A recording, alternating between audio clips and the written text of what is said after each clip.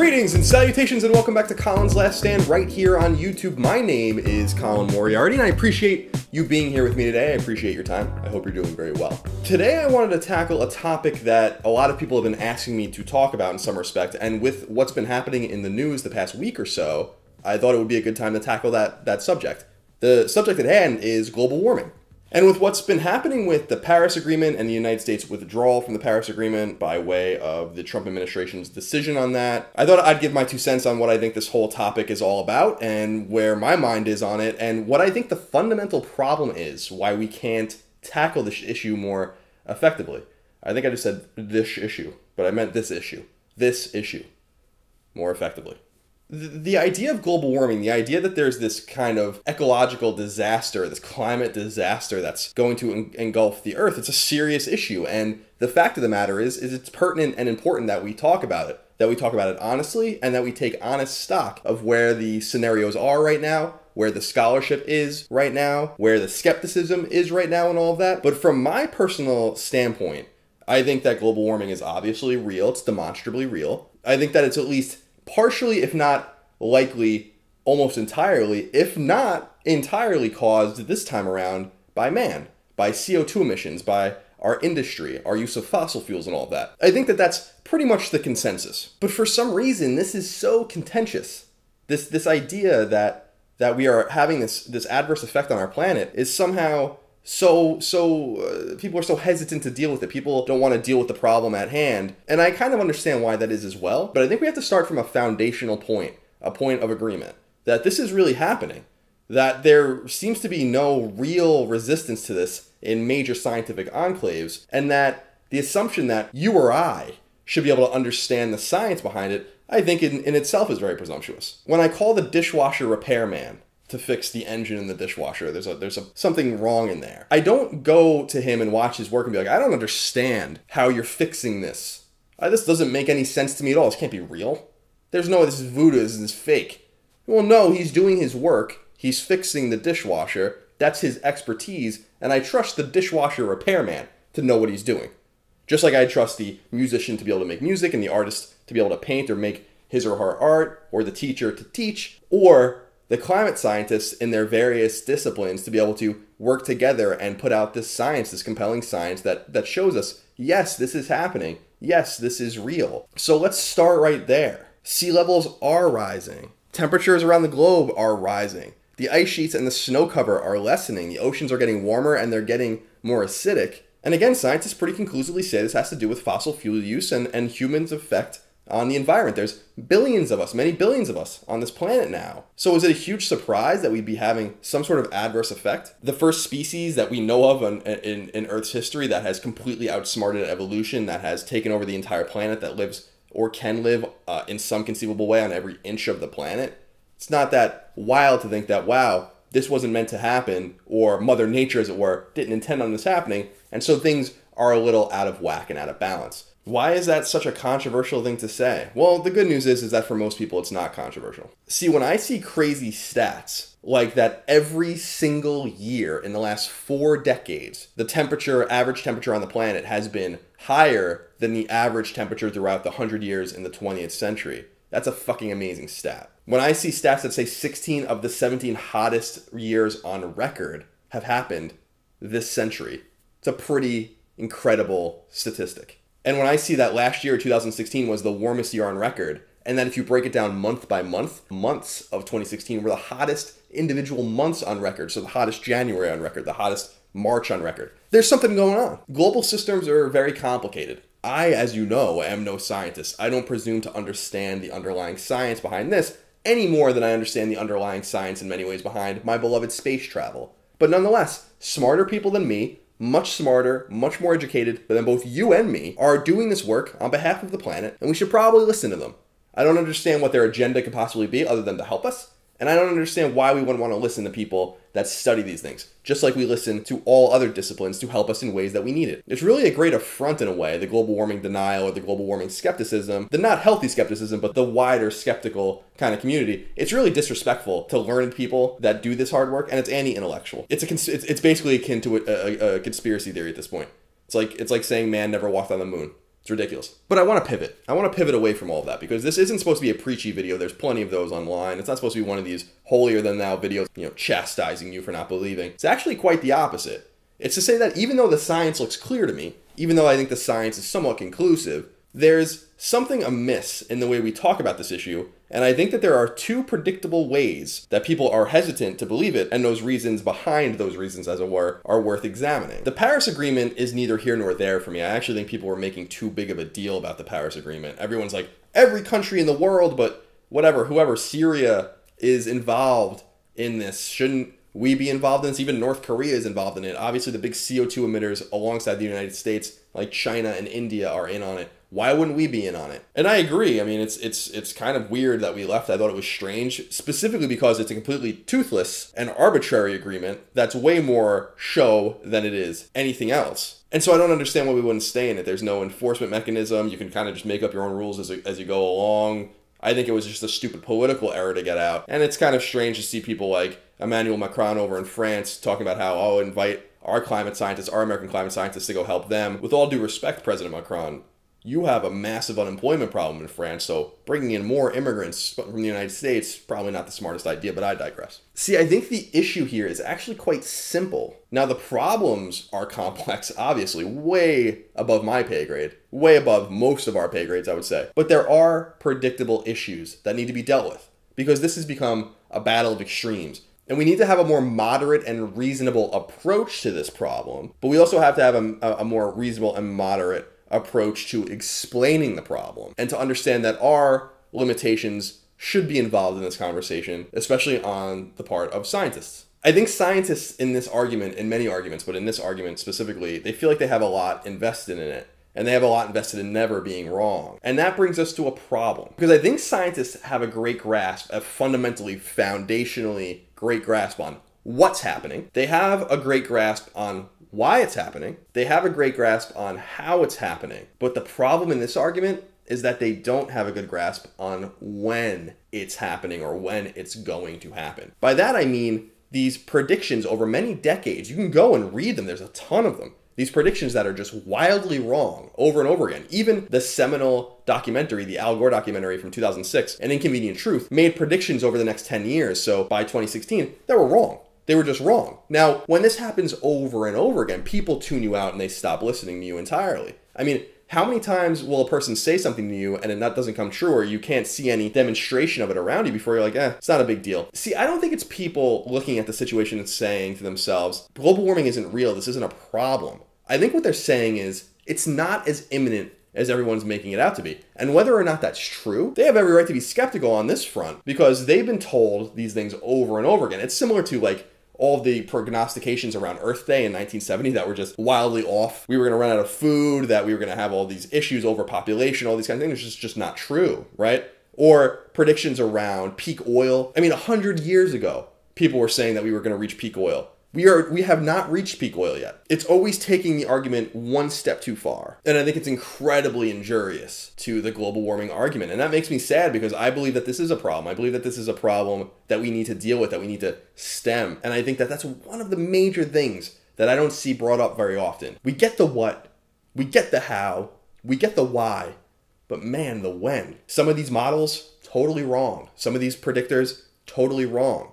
Some things that are happening, not as quickly. Some things might even be repairing themselves. Some issues might not be problems. It's not to say there's just not this catastrophic thing that's waiting to happen, because I believe that it can get very bad here indeed. But it is to say like, hey guys, we have this problem and here's how we want to deal with it. And what I would love to see people do is approach it more in the sense of like, here's the science. We're laying out the science for you guys. It's very compelling. The thing is that we kind of see the horizon. We see the problems on the horizon, but we don't quite know how far the horizon is. And so while we continue to work, let's lay some foundations and let's solve some problems that we can solve easily together, Republican, Democrat, liberal, conservative, everybody. What can we do to start mitigating the risk while we use our brilliant minds to try to figure out the when just as well as we figured out the what and the how and the why? I think that's a perfectly reasonable ask. The end result here is that the more they're wrong about things, or wrong about the when, the more people are going to tune out, even if they're seeing indicators and statistics and doing math and modeling that suggests that, wow, this is getting worse. You can't rely on people understanding the foundations of this you can't really rely on people interrupting their everyday lives to deal with it. You have to give them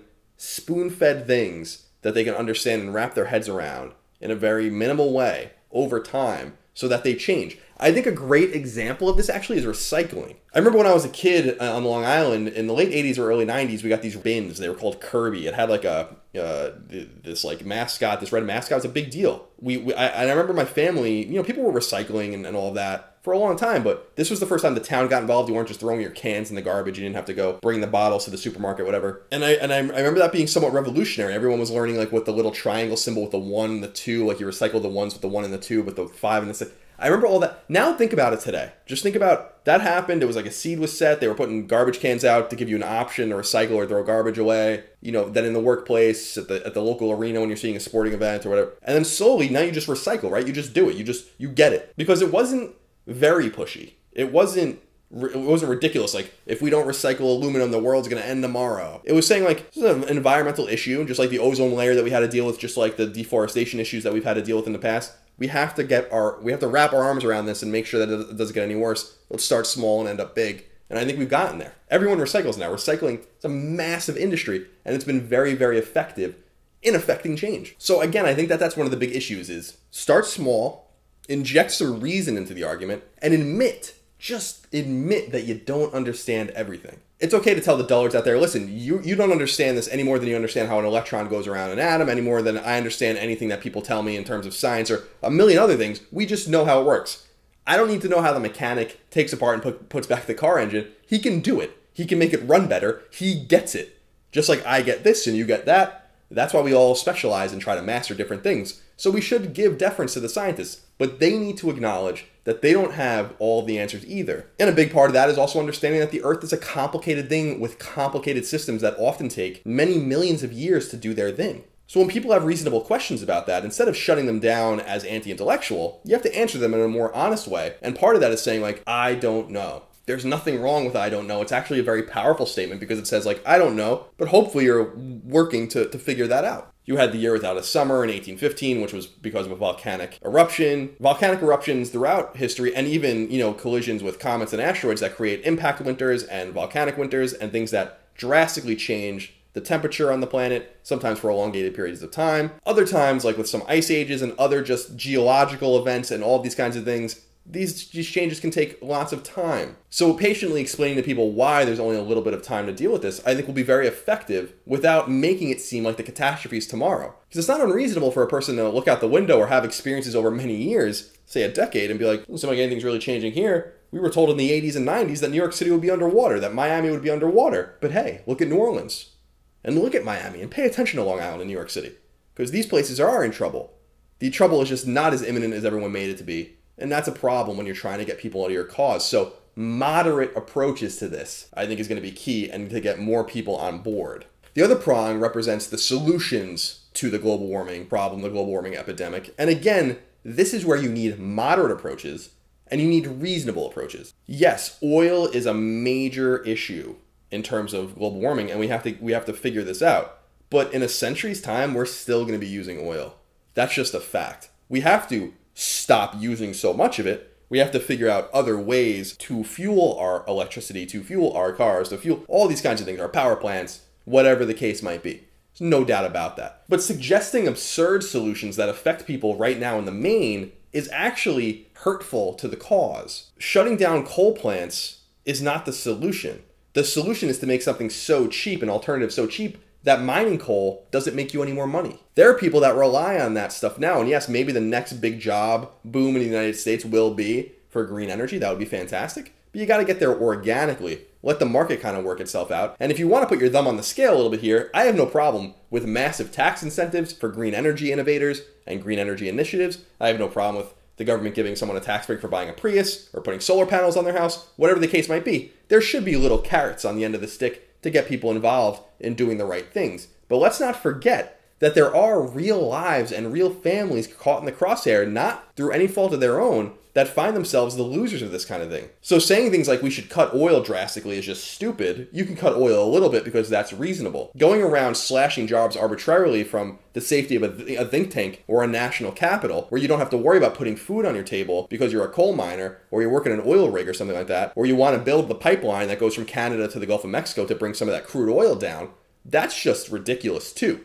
Again, the answer is somewhere in the middle, somewhere reasonable, phasing those jobs out slowly as we bring new solutions into the fold, and not just cutting off the spigot, quite literally, and cutting off our nose to spite our face, because it can be very detrimental to our economy, and that's very important, which is why things like carbon taxes and all that are just stupid and really not productive. The thing that really represents this to me is this overarching fear of nuclear power, which I think is a massive solution to this problem. There are almost 500 functional nuclear power plants in the world right now. There should be many, 20, 50, 100 times that around the world, giving us cheap, predictable, usable power that is safe. Maybe don't build power plants near fault lines. Maybe don't build power plants near water. Maybe build them in safe areas. Maybe hire brilliant minds to study the geology, to study the tectonics, to study all of the effects that the environment can have on these plants and put them in very safe places and invest in putting them in those places and build the solar panels and build the wind turbines and have bioenergy and hydroelectric power and all of the above, even oil and coal, until we figure this problem out. There's no reason to alienate one solution, which is a viable solution, which is nuclear power, and acting like it's the boogeyman. It isn't.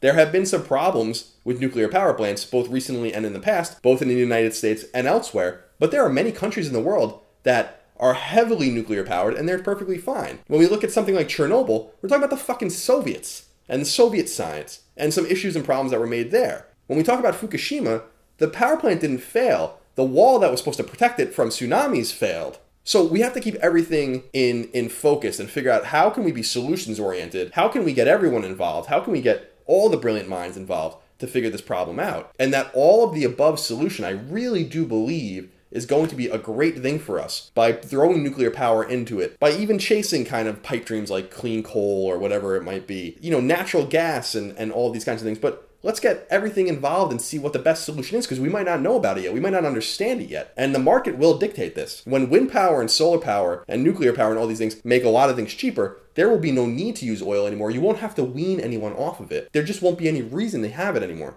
But you can't complicate the economic realities by saying it's as easy as pulling off a Band-Aid, because it's not. It can crash the economy. It can cause millions of people to lose their jobs. And it's really just not a good solution. So as you can see here, my approach here is very similar to the approach I have in other respects as well, because I really think this problem is totally solvable, that there aren't that many people against the fundamental idea of global warming. They're simply against the idea of catastrophizing an issue that we don't understand the when, but we understand the how and what and why. And it's okay to admit ignorance. It's okay to admit that sometimes we don't know, because it strengthens what you do know, and it makes you a little bit human and more relatable as well. At the same time, hand-waving people away when they have solutions that are reasonable, like nuclear power, to help solve the problem, or even people that are approaching this really monumental task and this monumental and complicated idea of saying, can we reverse this? Can we fix it? Can we scrub the air? Can we these unbelievable things that probably won't work, but people want to invest in that, and people want to incentivize investing in that. I don't think there's anything wrong with that either. I think it's a very interesting idea. There's all sorts of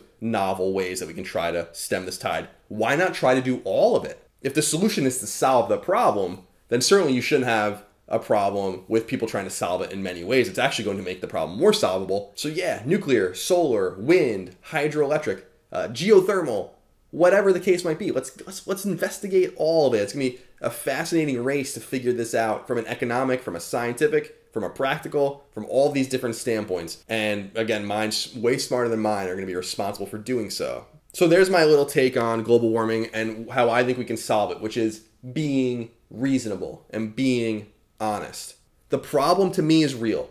The problem to me on a geological calendar where things take millions, hundreds of millions, billions of years, it's imminent. It's a second away, but not in reality. We have time. I really believe we have time, and we don't have much of it, but we have enough time to get everyone on board, to get that CO2 level down, to stem the tide of man-made global warming. And I think that, again, that comes by holding a hand out, not with the middle finger, but with an extended hand to say, Let me explain to you what the problem is. Maybe we won't agree on all of it. How can we solve the problem together, and how can we be reasonable about it? Because it's going to require all of us. That's the ironic thing, and I think what got so many people upset about the Paris Agreement was this is one of those issues that requires humanity to act in unison as opposed to nations. So as always, I say let's get to work, but we have to get to work as one. And global warming, I think, at the end of the day, has been sucked into the polarized and politicized environment that we just find ourselves in today, and everything. Nothing is immune now. And unfortunately, even these very serious problems are not immune to the politicization, are not immune to the polarization, are not immune to the insults and the one side stupider than the other and all this kind of stuff. We got to throw all of that away. Let's put all of the chips on the table. Let's put all of our cards down, just see what everyone's hand is, and let's try to figure out a way to maximize the ability and the potential of everyone to solve the problem and make it so blasé at some point and so, well, this is what we're going to do and this is how we're going to do it, that it becomes like recycling. I think that's actually a really great example. I know that some of you, your younger people, don't remember a time before that, but there was a time before it. And it's hard to believe that we were there now, but it's not only the environmentally conscious thing to do, it's not only the economic thing to do, it's just the right thing to do. And I think we'll get there with this issue, just like we've gotten there with other issues, and just like we'll get there with other issues yet to come. Anyway, I hope you enjoyed the video. Thank you so much for your support. Remember to thumb it up if you liked it and thumb it down if you don't. If you want to support me on Patreon, you can do that at patreon.com/ColinsLastStand. Your support is essential because, as you can see, there are no ads here, no baked-in ads. I don't even run ads as we speak on YouTube itself, so the only form of monetization this show has is over at Patreon. And a lot of you have been very generous indeed, so I really do thank you and appreciate you for doing that for me and for this community. Keep the comments respectful to each other and to me. I'll jump in there and talk to you guys as much as I can. And I will see you next time for another episode of Colin's Last Stand. Be good to each other and keep on learning.